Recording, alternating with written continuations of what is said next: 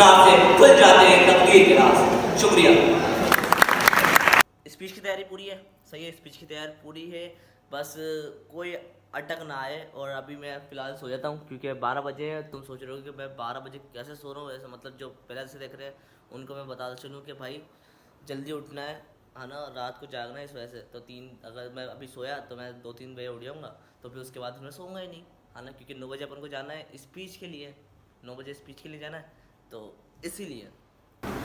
तो यार अभी मैं रेडी वगैरह हो गया था, सही है। इसके अंदर अपन ने वेस्ट किट रखी हुई, अपने वॉच किट रखी हुई है, सही है। इसके अंदर अपन ने सैंडल भी रखी हुई है। तो अभी अपना गरम गरम समोसे लेके आया था, यकीन मानो समोसे इतने मज़े के थे कि फॉड। तो अभी अपन निकलते हैं, सही है। जब अपन वहाँ पर होंगे, असल में वो यार सैंडल दर्द करती है पैरों में, तो ना इसलिए मैंने सोचा कि यार अभी ये पहन लूँ, फिर वहाँ उस टाइम पर वो पहन लूँगा। तो अपन निकलते हैं पब्लिक स्कूल, फिर मैं चल के मिलता हूँ वहाँ से। मैंने ज़्यादा कोई ब्लॉग करा नहीं, मैंने बोला कि यार बस क्लिप्स वगैरह ऐड नहीं करने, जो मेन ब्लॉग है बस वही बनाना है। ओके, मैं वही मिलता हूँ। तो यार अपनी 125 की क्लच प्लेटें ख़त्म पड़ी हैं, तो अब्बू ने बोला था कि यार अभी उसको बनने दिया हुआ है ना, आप सुजुकी कर लेना, रक्शे में चल जाना। वैसे अब्बू ने तो रक्शे का बोला था मेरे को, लेकिन मैं इसके अंदर बैठ गया। तो यार अभी अपन आ गए पब्लिक स्कूल, सही है। तो सीन ये है कि भाई अपना एक कॉमर्स का लड़का मिल गया था, AD कॉमर्स का लड़का मिल गया था मेरे को, सही है, मतलब दूसरे कॉलेज का।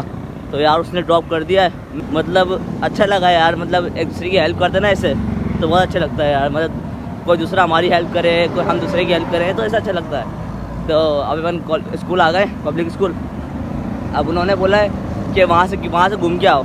अब यहाँ गेट खुला हुआ है, लेकिन ये कहते हैं भाई इनके अलग सोच रहे हैं ना, कि हालांकि गेट खुला हुआ है यहाँ, बट बोल रहे हैं कि घूम के जाओ वहाँ से।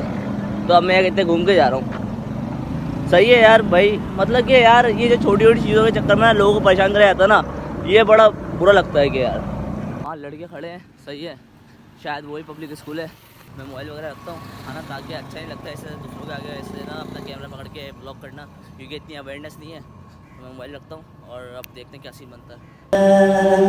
वही खुदा है, वही खुदा है, वही खुदा है, वही खुदा है। सुभान अल्लाह, सुभान अल्लाह।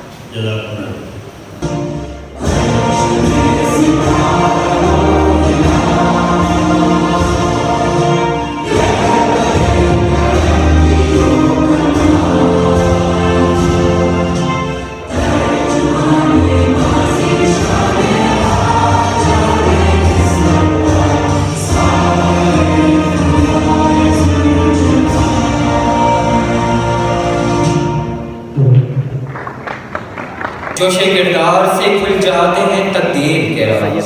सदर ज़िवाकार 1769 वहीरा रोम के जजीरा कार्सिका में जन्म लेने वाला एक बच्चा पेरिस के मिलिट्री स्कूल में दाखिल होता है और जेल मुसलसल से लेफ्टिनेंट के ओहदे तक जा पहुंचता है और 1805 में फ्रांस का फरमानरवा तस्लीम किया जाता है और सिर्फ 3 साल के अरसे में इंग्लिस्तान, तुर्की और रूस को छोड़कर सारे यूरोप को ज़ेरे नगी कर लेने में कामयाब हो जाता है। जोशे किरदार से नमूद पाकर फातिहीन की सफ में खड़ा होने वाला कोई और नहीं।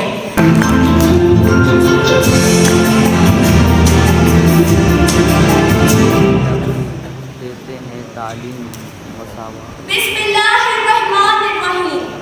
मुअज़्ज़िज़ हाज़रीन, जनाब सदर, आज की निश्चित में मैं आपके सामने एक ऐसा शेर पेश करूंगी जो ना सिर्फ अल्फाज का मजमुआ है, बल्कि एक तहरीक, एक फलसफा और जद्दोजहद की कहानी भी है। ये शेर है फैज़ का, जो अपने अंदर जुल्म के खिलाफ एक अज़ीम पैगाम लिए हुए हैं। पीते हैं लहू, देते हैं तालीम मसावात। ये चंद अल्फाज हमें एक ऐसी हकीकत से रोशनास कराते हैं जिसे समझना हमारे लिए बेहद है। दूसरी जानिब हरीफ बेखबर, अपनी बर्बादी से अनजान, गुरूर में मस्त बेफिक्र बैठा। सदर ज़िवाकार अशरफुल मखलूकात होने का दावेदार ये इंसान अज़्म व हिम्मत का पैकर है। रूए अज़ीम अपनी इब्तिदाई सांसों से लेकर बिस्तरे मर्द तक अपनी गैर मामूली हिम्मत, इस्तिकामत, पुरजोश हौसले और किरदार से ऐसे अमल तराश जाता है जिसकी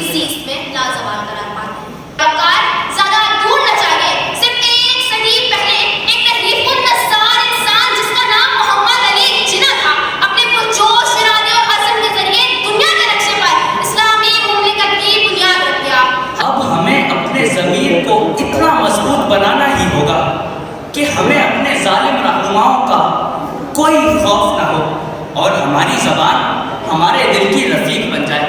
फिर ही जाकर हम जनाब इकबाल के इस मिसरे पर पूरा उतर सकेंगे कि हज़ार खौफ हो लेकिन ज़बान हो दिल की रफीक, कि हमें अब ये कदम उठाना ही होगा, अपनी नस्लों को गुलामी की ज़िंदगी से आज़ाद करवाना ही होगा। अभी जो रिसेंटली लड़का गया था ना, उसने यार बहुत फाड़ स्पीच करी है, सही बता रहा हूँ। उसकी आवाज़, उसकी लग नहीं रहा था कि वो ऐसी स्पीच करेगा। भाई पानी को तो लेते हैं, पानी वानी पीते हैं, है ना, क्योंकि इंशाल्लाह अपन भी अच्छी कर सकते हैं, अपन इससे बेहतर कर सकते हैं। लेकिन यार उसके लगा कि हाँ यार कोई कंपटीशन आया है, सही में अब लगा कि कोई कंपटीशन आया है। मतलब लड़की को देख के लगा कि हाँ यार सही में मुकाबला है बड़ों में भाई, बच्चों में नहीं है। पानी की बोतल लेते हैं अपन।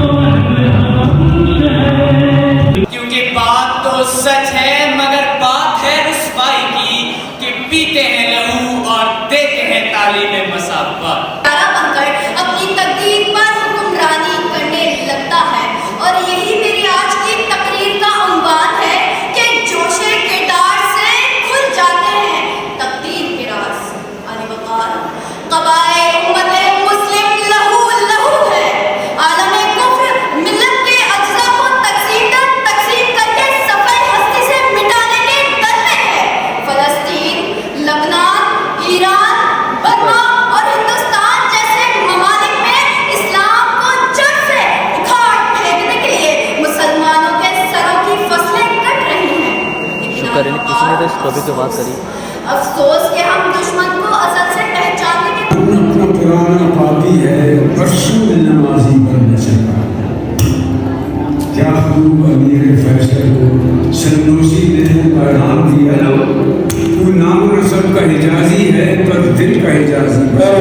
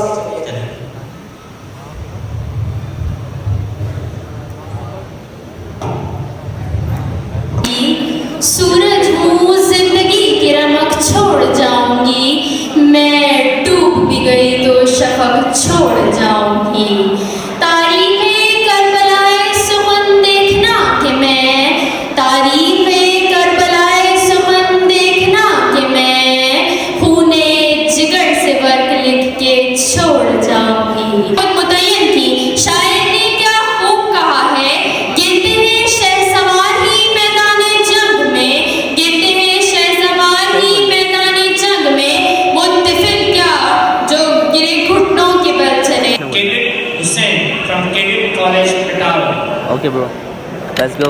रात दिख ज़दा मरीज की तरह आखिरी हिचकी लेकर खामोश हो गई।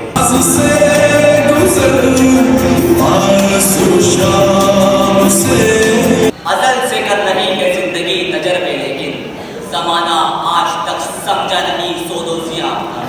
हमें भी देख लो सारे मंजिल देखने वालों, कभी हमने भी देखा था गुब्बारे का नाम।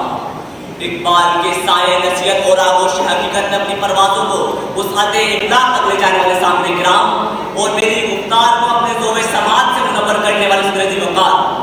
न मैं कोई शारे हूँ न मुकर्ररे बाकमाल के मौजूद फन जो दर हकीकत ज़ाब्ता हयात का हकीकी पैमाना है। अपने तलकीन गज़ाली से आरास्ता और रूहे बिलाली से परास्ता ख्याल को जुर्रत गुफ्तार से, लेकिन मैं शाहीन मुरीदे रूमियों जामी हूँ जिसकी नज़र अफलाक पर मगर कदम खाक करे, जिसके हौसले आसमानों की वसअतों का सीना चाक करते हैं मगर इनकी सारी ज़मीन की गहराइयों को छूती है। क्योंकि मेरा वो इमाम है, मेरा इमाम वो है कि इल्हाम जिसका जामा है, कुरान जिसका अमामा है, जिसका मिंबर अर्शे बरी है, जो है रहमतुल लिल आलमीन। और इस वजह वजूद कायनात के लिए मुकम्मल निज़ाम ज़िंदगी की मौजूदगी में अगर किसी और निज़ाम ज़िंदगी की तरफ रुजू करते नजर आ जाए या किसी और निज़ाम ज़िंदगी को इस निज़ाम ज़िंदगी पर धोखे देना शुरू कर दें तो माफ़ कीजिएगा, हम मुसलमान के लाने के मुस्तहिक नहीं। हमारे शब रोज़ का सलसल हमारे दीनी अक़दार में तय किए जाएंगे, ना कि मगरिब की परे खुदा आनाएंगे। जनाब सदर, जोश किरदार तकदीर के असरार से पर्दा उठाने वाला निज़ाम वो निज़ाम है जिसको हमने अपने घरों के मचानों पर, अपनी अलमारियों के ऊंचे खानों पर, अतलासों के भाग के लबादों में बेहुम्मती के मौत से बचाते हुए लाए कायदा पढ़ाते हुए अपनी पहुंच से दूर कर दिया कि आज हम पाकों में जन्म लेकर भूख की गोद में पल रहे हैं। असरारे कायनात से पता उठाने के बजाय नमाज के लिए शलवार के पाइच दुरुस्त कर रहे हैं। इजादात नूर के बजाय नमाज के आगे से गुजरने के तरीके पर गौर कर रहे हैं। अरब अजम की तालीमात पर गौर और फिक्र के बजाय मोहतरमा पीर शरीफ पर नाली वाक़ तलाश कर रहे हैं। मगर कवानीने फितरत से दूरी के बावजूद अल्लाह के अज़ल से जन्नत में पाया वक्त 70 गुरों के तलबगार हो रहे हैं। गोशे अफ़गान पर रखे हो जो तकदीर के साथ जोशे किरदार से खुल जाते हैं तकदीर के राज। जनाब वाला, इस तकदीर के राज से पर्दा उठाने वाले नौजवान का दम ये कि हम खुद अब ज़माना है। ज़माना क्या है? इस नौजवान की सदा ये कि दामन जो दूर तो फरिश्ते वुज़ू करें। इस नौजवान का मकाम ये कि हज़ारों पर 313 काफ़ी। इस नौजवान का ईमान ये कि लश्कर यज़ीद के लिए अली असगर का तवस्सुल भी बहुत।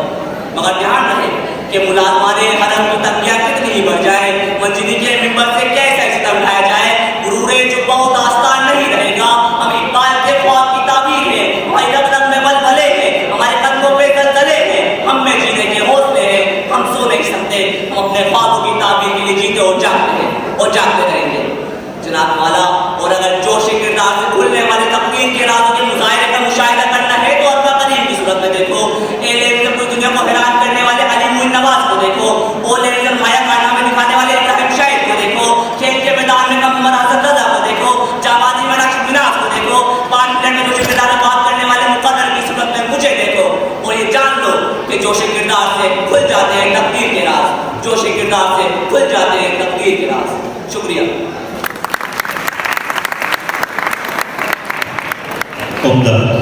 आखिरी शेर अर्ज किया है कि मैं आशिक हसीनों का अज़ल से हूँ अफ़ज़ा, मैं आशिक हसीनों का अज़ल से हूँ अफ़ज़ा, मैं दुनिया को बस इश्क करना चाहता हूँ। शुक्रिया।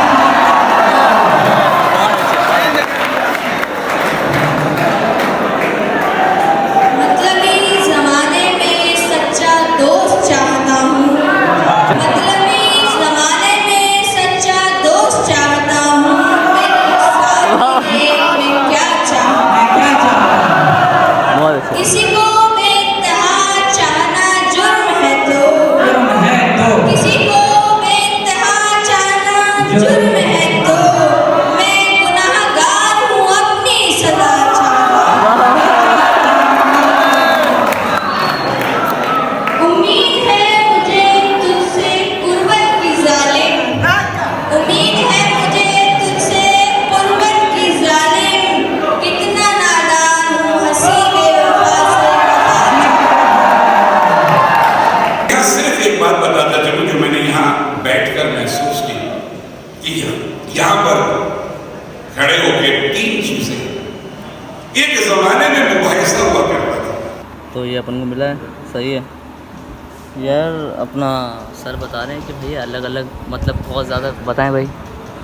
ये मामला ये होता है कि जब मुकाबला होता है हाँ तो उसमें बहुत सारे लोगों के मुकाबला पहला होता है, कुछ लोगों के मुकाबले बहुत ज़्यादा प्रोफेशनल बच्चे होते हैं।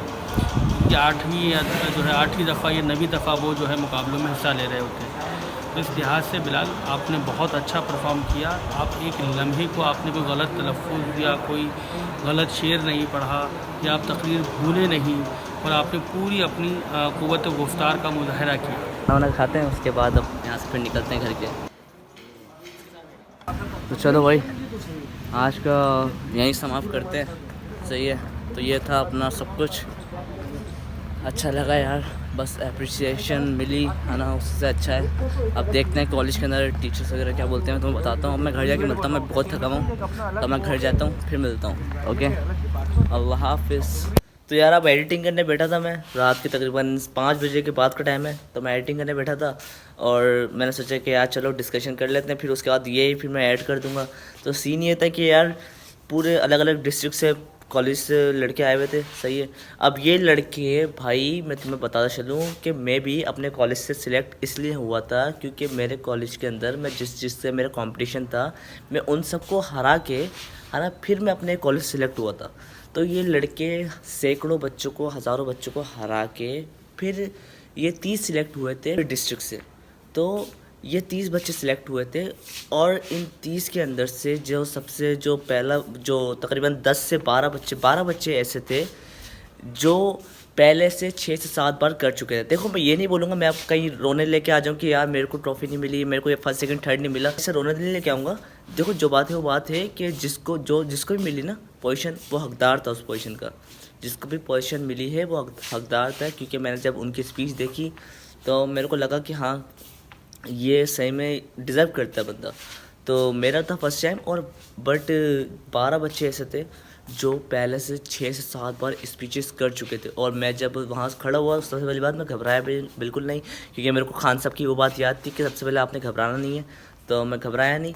बट स्पीच में मेरी अल्हम्दुलिल्लाह देखो ऐसा नहीं था कि ना कोई मुझे गिल्ट हो कि यार मैंने ये चीज़ नहीं करी, ये अगर ये कर लेता तो मैं जीत जाता, या ये कर लेता तो मैं जीत जाता।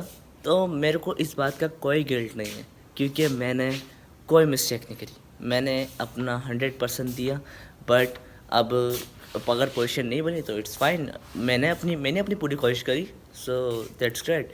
और मैंने मतलब उन 30 बच्चों में सबसे पहली बात मैंने सिलेक्ट हुआ और मैं उस पोजीशन पे आके खड़ा हुआ। सब भाई देखो ये मेरे अल्फाज नहीं है ना, ये सोसाइटी के अल्फाज है, मतलब मेरे जो अलग अलग सर थे ये उन सब के अल्फाज हैं। तो उन्होंने मेरे को बोला कि आपको पता नहीं है कि आपका मुकाबला किन से था। ये अब जैसे पिटारों से जो बच्चे पढ़ते हैं है ना, अब सर ने बताया कि भाई ये तकरीबन ये कहते 10-10 लाख रुपए इनकी सालाना फ़ीस होती है। मतलब फ़ीस को शो नहीं करा रहा मैं, लेकिन यार जब अगला बंदा इतने पैसे लगा रहा है पढ़ाई पे तो फिर वो अच्छी से अच्छी परफॉर्मेंस करेगा ना। और मैं क्या करता हूँ यार, मैं गेम खेलता हूँ है ना, मैं मतलब इतनी मेहनत नहीं करी और उसके बावजूद अल्हम्दुलिल्लाह अपनी ये कहते हैं टॉप 5 की लिस्ट के अंदर अपन आ गए। और अल्हम्दुलिल्लाह अपन टॉप 5 की लिस्ट के अंदर आ गए। उन 30 बच्चों में से भी अपन टॉप 5 की लिस्ट में आ गए, जिसके अंदर से 12 बच्चे ऐसे थे जिन्होंने पहले से 6 से 7 बार स्पीचेस कर चुके हैं। तो मेरे को कोई गिल्ट नहीं है कि भाई मेरी फर्स्ट सेकंड थर्ड नहीं बनी। हाँ मेरे को ये हुआ था जब लास्ट टाइम पे कि मैं शायद थर्ड आ जाता, मेरे को ऐसा असल में मैंने एक्सपेक्ट कर लिया था कि मैं थर्ड आ जाऊँगा, बिकॉज़ इतना कोई वो नहीं था। लेकिन थर्ड किसी और बच्चे को मिल गया। मेरा कंपटीशन था पिटारो वाले से, मेरे को ऐसा लगा कि जो पिटारो का बच्चा और उससे मेरा कंपटीशन होगा, बट उसकी भी पोजीशन नहीं बनी और मेरी भी नहीं बनी। So first second third. और गर्ल्स के अंदर भाई मैं तुम्हें बताऊं इतना डर का माहौल, जिसे कहता है ना मीम में डर का माहौल छाया हुआ है ना, वो वाली मीम थी। यानी सीन ये था कि डर का माहौल था। अब गर्ल्स के अंदर तो भाई किसी लड़की ने अगर एक हाथ लड़की हुई तो 10 के करीब लड़कियां थी, तो उनमें से किसी ने भी एक ने अच्छी करी थी है ना, नॉर्मल करी थी, अच्छी नहीं कहेंगे नॉर्मल। अपनी लाइन भूल रही, सबसे पहली बात अपने लाइन भूल रहे। अब हम उन्हें अप्रिशिएट कर रहे, बट वहाँ पर जब आप अगर आपको लग रहा है कि यार ये आसान बात है, जब आप वहाँ पे खड़े होते हो और आप ऑडियंस को ऐसे देखते हो, हाय भाई पैर कब कपाते हैं। मतलब इंट्रोवर्ट टाइप के बंदे होते हैं, उनके पैर कब कपाते हैं भाई, सीधी बात है। जब मैंने ऊपर देखा तो मैंने देखो मेरी आंखों में ब्लर आ गया, सीधी बात है। मैं जिससे होता ना पोर्ट्रेट मार दिया था मैंने अपनी आंखों पे। मैंने बोला कि भाई क्योंकि इतने सारे लोग हैं, अब मैं देखूँ तो किसको देखूँ। तो मैंने सोचा कि भाई आंखों पे लाओ ब्लर और अपनी धुन में मगन हो जाओ। अगर कोई देख रहा है तो फिर मैं यही कहूँगा बेटर लक नेक्स्ट टाइम। अच्छी बात मेरे को ये लगी थी जब मैं जा रहा था, जब तालियां बजा रहे थे ये ना स्पीच वगैरह, अब निकलो यहाँ से, तो मैं ऐसे सुकून की हवा खाने के लिए बाहर जा ही रहा था। अब बीच से जिससे वो जो रो बनी हुई थी कि यहाँ पे गर्ल्स यहाँ पे बॉयज़, तो मैं वहाँ से गुजर ही रहा था। तो इतने में एक सर थे जिनको मैं जानता नहीं था, बट वो किसी कॉलेज के सर थे। तो उन्होंने मेरे से सलाम किया झुक के, मैंने भी सलाम किया। मैं तो जानता नहीं था उन्हें, लेकिन शायद उनको स्पीच वगैरह के अप्रिसिएशन करनी थी उनको, तो उन्होंने इतना अप्रिशिएट किया, तो इसलिए मुझे और अच्छा लगा। अब यहाँ पे ब्लॉग को एंड करते हैं, इंशाल्लाह मिलते हैं नेक्स्ट वीडियो में। तब तक के लिए थैंक्स फॉर वॉचिंग।